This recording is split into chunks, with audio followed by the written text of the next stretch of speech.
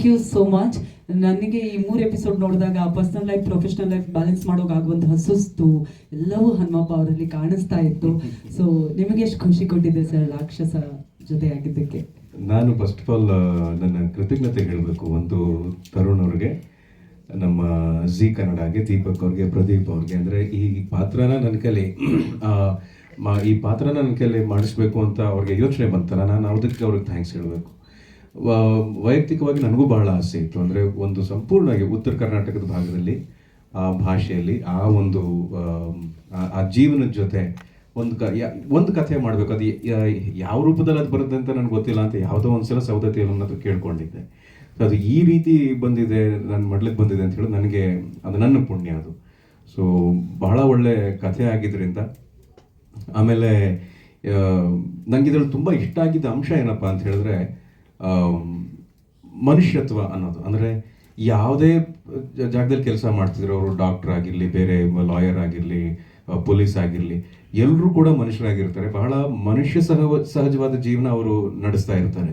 ಯಾವ್ದಾದ್ರು ಒಂದು ಹಂತದಲ್ಲಿ ಅವ್ರಿಗೆ ಒಂದು ಅಸಹಾಯಕತನ ಅಥವಾ ನಿಸ್ಸಹಾಯಕತನ ಇದು ಎದುರಿಸ್ತಾ ಇರ್ತಾರೆ. ಇದು ಈ ಒಂದು ಪಾತ್ರ ಮಾಡಿದಾಗ ಯಾವ ಥರ ಪ್ಲೇ ಮಾಡ್ಬೋದು ಅನ್ನೋದನ್ನು ಕಥೆ ಹೇಳಬೇಕಾದ್ರೇ ನನಗೆ ಸುಹಾನ್ ಭಾಳ ಚೆನ್ನಾಗಿ ನನಗೆ ಎಕ್ಸ್ಪ್ಲೈನ್ ಮಾಡಿದ್ರು. ಇದು ನನಗೆ ಭಾಳ ಇಷ್ಟ ಆಗಿದ್ದರಿಂದ ಈ ಪಾತ್ರ ಮಾಡೋದಕ್ಕೆ ನಾನು ತುಂಬ ಎಕ್ಸೈಟೆಡ್ ಆಗಿ ಕೆಲಸ ಮಾಡಿದೆ.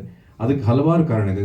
ಇದರಲ್ಲಿ ಈ ಕೆಲಸ ನಮಗೆ ಬಹಳ ಇಷ್ಟ ಆಗೋದಕ್ಕೆ ಕೆಲಸ ಮಾಡೋ ಜಾಗ ಆಗಿರ್ಬೋದು, ಆಮೇಲೆ ಅಭಿಜಿತ್ ಸರ್, ಮಯೂರಿ, ಅಪ್ಪಣ್ಣ, ಜಹಾಂಗೀರ್ ಸರ್, ಅಂದರೆ ಬಹಳ ದೊಡ್ಡ ಒಂದು ಎನ್ಸೆಂಬಲ್ಲೇ ಇತ್ತು ಆ್ಯಕ್ಟ್ ಮಾಡ್ಬೇಕಾದ್ರೆ. ಸೊ ಇದು ನನಗೆ ಅವಿನಾಶ್ ಸರ್ ಜೊತೆ ಆ್ಯಕ್ಟ್ ಮಾಡುವಂಥ ಅವಕಾಶ. ಇವೆಲ್ಲವೂ ಅವಾಗವಾಗ ನಮಗೆ ಸಿಗ್ತಾ ಇದೆ. ಈ ಅವಕಾಶ ಕೊಡ್ತಿರೋದಕ್ಕೆ ನಾನು ಅವ್ರಿಗೆ ಥ್ಯಾಂಕ್ಸ್ ಹೇಳೋದಕ್ಕೆ ಇಷ್ಟಪಡ್ತೀನಿ. ಆ್ಯಂಡ್ ವಿಶೇಷವಾಗಿ ಕನ್ನಡ Z5 ನಾನು ಅವ್ರಿಗೆ ಅವ್ರನ್ನ ಅಭಿನಂದಿಸ್ತೀನಿ. ಇದು ಬಹಳ ಮುಖ್ಯವಾದಂಥ ಒಂದು ಬೆಳವಣಿಗೆ. ನಮ್ಮ ಆಡಿಯನ್ಸ್ಗೆ ಕನ್ನಡಕ್ಕೆ ಒಂದು OTT ಪ್ಲ್ಯಾಟ್ಫಾರ್ಮನ್ನು ಬಹಳ ಸಕ್ರಿಯವಾಗಿ, ತುಂಬ ಆ್ಯಕ್ಟಿವ್ ಆಗಿ ಇದನ್ನು ಇಡಬೇಕು ಅನ್ನೋ ಉದ್ದೇಶ ಇದೆಯಲ್ಲ, ಅದು ಬಹಳ ಒಳ್ಳೆಯ ವಿಷಯ. ಕಥೆಗಳು ಬರ್ತವೆ, ಪ್ರತಿಭೆಗಳು ಬರ್ತಾರೆ, ತಂತ್ರಜ್ಞರು ಬರ್ತಾರೆ, ಇನ್ನೂ ಹೆಚ್ಚು ಹೆಚ್ಚು ಅದು ಬೆಳವಣಿಗೆ ದಾರಿ ಆಗುತ್ತೆ ಅನ್ನೋ ಒಂದು ಭರವಸೆ ನಮಗೆ ಈಗ ಜಿ ಕನ್ನಡದಿಂದ, ಕನ್ನಡ Z5 ನಮಗೆ ಬರ್ತಾ ಇದೆ ಆಸ್ ಆಕ್ಟರ್ಸ್ ಆಲ್ಸೋ.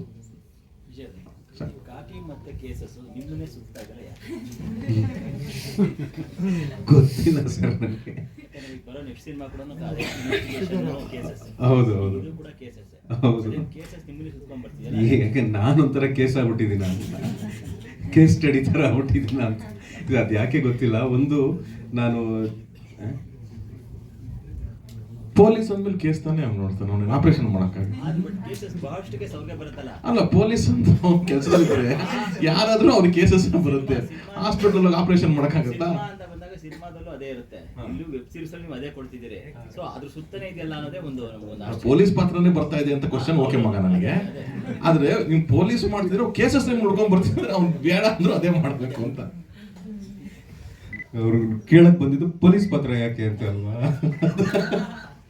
ಇಲ್ಲ, ನನಗೆ ಗೊತ್ತಿಲ್ಲ. ನಾನು ಮೊದಲು ಥ್ಯಾಂಕ್ಸ್ ಹೇಳಬೇಕಾಗಿರೋದು ಇದ್ರ ಮೂಲಕ ಹೆಸರು ಕೊಟ್ಟಂತ ಸೀತಾರಾಮ್ ಬಿನೋಯ್ ಕೇಸ್ ನಂಬರ್ 18 ಆ ಚಿತ್ರತಂಡಕ್ಕೆ, ನಮ್ಮ ದೇವಿ ಪ್ರಸಾದ್, ಸಾತ್ವಿಕ್ ಇವರೆಲ್ಲ ಆ ಕಥೆ ಮಾಡಿದಾಗ ಅದೊಂದು ವಿಶೇಷವಾದ ಹೆಸರನ್ನ ಕೊಡ್ತು, ವಿಶೇಷವಾದ ಬಲವನ್ನು ಕೊಡ್ತು. ಆ್ಯಸ್ ಅನ್ ಆ್ಯಕ್ಟರ್ ನನ್ನ ಕರಿಯರ್ಗೆ ಒಂದು ಬಲ ಕೊಡ್ತು, ನನಗೆ ಬೇಕಾಗಿದ್ದಂಥ ಒಂದು ಬಲ.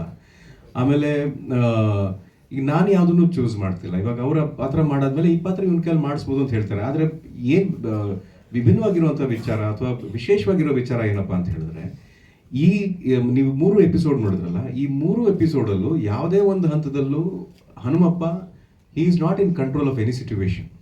ತಾನು ಯಾವುದನ್ನು ಅಥವಾ ಯಾರನ್ನೂ ಕಂಟ್ರೋಲ್ ಮಾಡ್ತಾ ಇಲ್ಲ. ಬೇರೆ ಪ್ರಾಜೆಕ್ಟ್ ಹೇಳ್ತಾರೆ, ಅಲ್ಲೆಲ್ಲ ಒಂದು ಏನಿರುತ್ತೆ, ಒಂದು ಕಮಾಂಡ್ ಇರುತ್ತೆ ಅಥವಾ ಒಂದು ಲೌಡ್ನೆಸ್ ಇರುತ್ತೆ, ಒಂದು ಅಬ್ಬರ ಇರುತ್ತೆ, ಟಫ್ನೆಸ್ ಇರುತ್ತೆ ಕ್ಯಾರೆಕ್ಟರ್ಗೆ. ಇದರಲ್ಲಿ ಅದೆಲ್ಲ ಯಾವುದು ಕೂಡ ಇವನ್ ಸಹಾಯಕ್ಕೆ ಬರ್ತಿಲ್ಲ. ಅದು ಇವನ್ ಟಫ್ನೆಸ್ ಇರ್ಬೋದು, ಇವನು ಡ್ಯೂಟಿ ಕಾನ್ಷಿಯಸ್ ಇರ್ಬೋದು, ಯಾವುದು ಇವನ್ ಸಹಾಯಕ್ಕೆ ಬರ್ತಿಲ್ಲ. ಇವನನ್ನ ಆಡಿಸ್ತಾ ಹೋಗುತ್ತೆ. ನನಗೆ ಆ ಒಂದು ಸ್ಪೇಸಲ್ಲಿ ಆ್ಯಸ್ ಅನ್ ಆ್ಯಕ್ಟರ್ ನನಗೆ ಎಕ್ಸ್ಪ್ಲೋರ್ ಮಾಡೋದು ನನಗೆ ಬಹಳ ದೊಡ್ಡ ಅವಕಾಶ.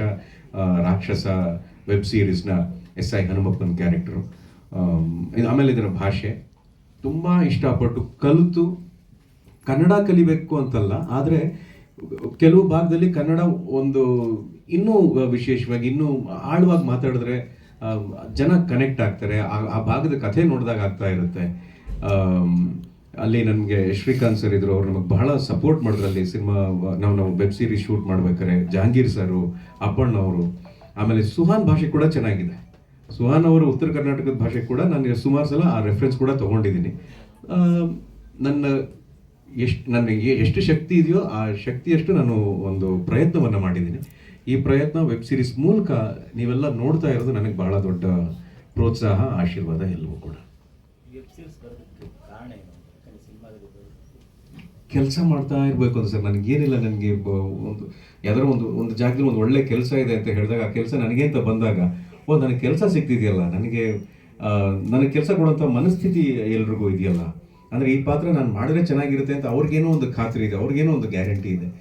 ಆ ಗ್ಯಾರಂಟಿನೇ ನನಗೆ ದೊಡ್ಡ ವಿಷಯ. ಸೊ ಹಾಗಾಗಿ ಅದು ಸಿನಿಮಾ ಅಥವಾ ಬೇರೆ ಥರದಂಥ ಸಿನಿಮಾ, ಟೆಲಿವಿಷನಲ್ಲಿ ಕೆಲಸ ಮಾಡೋದಾಗಲಿ, ಇವಾಗ web series as an actor ನಾನು ಮಾತ್ರ ಅಂತಲ್ಲ, ಬಹಳಷ್ಟು ಜನರಿಗೆ ಈ ವೆಬ್ ಸೀರೀಸಲ್ಲಿ ಕೆಲಸ ಮಾಡಬೇಕು, ಅಲ್ಲಿ ತಮ್ಮ ಸ್ಥಾನವನ್ನು ಅವ್ರು ನೋಡಬೇಕು ಅನ್ನೋ ಒಂದು ಆಸೆ ಇದೆ. ಆದರೆ ಅದು ನಿಧಾನಕ್ಕೆ ಓಪನ್ ಅಪ್ ಆಗಬೇಕು. ಅಂದರೆ ಅವ್ರಿಗೆ ಬೇಕಲ್ಲ, ಅಂಥ ಒಬ್ಬ ನಿರ್ಮಾಪಕರು ಬೇಕಾಗ್ತಾರೆ, ಅಂಥ ಒಬ್ಬ ನಿರ್ದೇಶಕರು ಬೇಕಾಗ್ತಾರೆ, ಆ ಥರ ಒಂದು ತಂಡ ಬೇಕಾಗುತ್ತೆ. ಸೊ ಈ ತಂಡ ನನ್ನ ಆಯ್ಕೆ ಮಾಡಿದ್ದು ಅದು ನನ್ನ ಪುಣ್ಯ. ವೆಬ್ ಸೀರೀಸ್ ಬರೋದಕ್ಕೆ ಏನು ಕಾರಣ ಅಂತ ಹೇಳಿದ್ರೆ, ವೆಬ್ ಸೀರೀಸ್ ಸಿನಿಮಾ ಎರಡು ಒಂದೇ, ಏನು ವ್ಯತ್ಯಾಸ ಇಲ್ಲ. ಏನಂದರೆ ನಾವು ಇಲ್ಲಿ ಸ್ಮಾಲ್ ಸ್ಕ್ರೀನಲ್ಲಿ ನೋಡ್ತೀವಿ ಅಷ್ಟೇ ಹೊರತಾಗಿ ಮೇಕಿಂಗ್ ವೈಸ್ ಬಂದಾಗ ಯಾವುದೇ ಒಂದು ಮುಲಾಜಿಲ್ಲ, ಯಾವುದೋ ಒಂದು ಕಡಿಮೆ ಖಂಡಿತ ಆಗಲ್ಲ. ಸ್ಮಾಲ್ ಟಿ ವಿ ಸೀರಿಯಲ್ ಅಂತ ಬಂದಾಗ ಅದಕ್ಕೊಂದು ಚೌಕಟ್ಟಿದೆ, ಅಷ್ಟಲ್ಲೇ ಮಾಡಬೇಕು. ವೆಬ್ ಸೀರೀಸ್ ಸಿನಿಮಾ ಸ್ಕ್ರೀನಲ್ಲಿ ನೋಡ್ತಾ ಇದ್ದೀವಿ, ಇಲ್ಲಿ ನೋಡ್ತೀವಿ ಅನ್ನೋದು ಬಿಟ್ಟರೆ ಮೇಕಿಂಗ್ ಎಲ್ಲ ಸಿನಿಮಾಕ್ಕಿಂತ ಅದ್ಭುತವಾಗಿ ಖರ್ಚು ಮಾಡುವಂಥ ಪ್ರಸಂಗಗಳು ಬಂದ್ಬಿಡುತ್ತೆ. ಇದ್ರಲ್ಲಿ ನಡೆದಿದೆ, ಇದರಲ್ಲಾಗಿದೆ. ಹಾಗಾಗಿ ಕಲಾವಿದರಿಗೆ ಏನಪ್ಪ ಅಂದರೆ ಒಂದು ಕೆಲಸ. ಹಾಗಾಗಿ ಆರಿಸ್ಕೊಳ್ಳೋದ್ರಲ್ಲಿ ತಪ್ಪೇನೇ ಇಲ್ಲ. ಮುಂದೆ ಹೋಗ್ತಾ ಇದೇ ನಮಗೆ ಒಂದ್ಸಲಿ ಹೇಗೆ ಎಷ್ಟು ಚೆನ್ನಾಗಿ ಟ್ರಾನ್ಸ್ ಆಗ್ತಾರೆ ನನಗೆ. ಚಿರಂಜೀವಿರು ಒಂದು ವೇದಿಕೆ ಮೇಲೆ ಹೇಳ್ತಾ ಇದ್ರು, ನಾಗಾರ್ಜುನ್ ಒಂದು ನೆಗೆಟಿವ್ ಕ್ಯಾರೆಕ್ಟರ್ ಮಾಡಿ ನೋಡಿ, ನಾಗಾರ್ಜುನ್ ನನಗೆ ಒಂಥರ ಎಲ್ಲೋ ರೋಲ್ ಮಾಡ್ಲಾಗ್ತಾ ಇದ್ದಾರೆ. ಸೊ ಇದು ಪಾತ್ರ ಬಂದರೆ ಪಾತ್ರ ಹೇಗಾರ ಇರಲಿ, ನಾವು ನಮ್ಮ ಸ್ಟಾರ್ಡಮ್ ಬಿಟ್ಟು ನಾವು ಇದಕ್ಕೆ ಟ್ರಾವೆಲ್ ಮಾಡಬೇಕು ಅನ್ನೋದನ್ನು ತೋರಿಸ್ಕೊಟ್ರು ಅಂತ. ಹಾಗೆ ನಾವು ಇವತ್ತು ಏನಾಗಿದೆ, ಟ್ರೆಂಡ್ ಚೇಂಜ್ ಆಗಿದೆ, ಆಲೋಚನೆ ಚೇಂಜ್ ಆಗಿದೆ. ಸೊ ನಾವು ಒಳ್ಳೆ ಪಾತ್ರ, ಒಳ್ಳೆ ಬ್ಯಾನರು, ಒಳ್ಳೆ ಜಾಗ ಕೂತಾರೆ ಖಂಡಿತವಾಗಿ ಸ್ವಿಚ್ ಆಗೋದ್ರಲ್ಲಿ ಏನು ತಪ್ಪಿಲ್ಲ ಅಂತ ಅನ್ಕೋತೀನಿ. So sweet. Thank you so much Abhijit.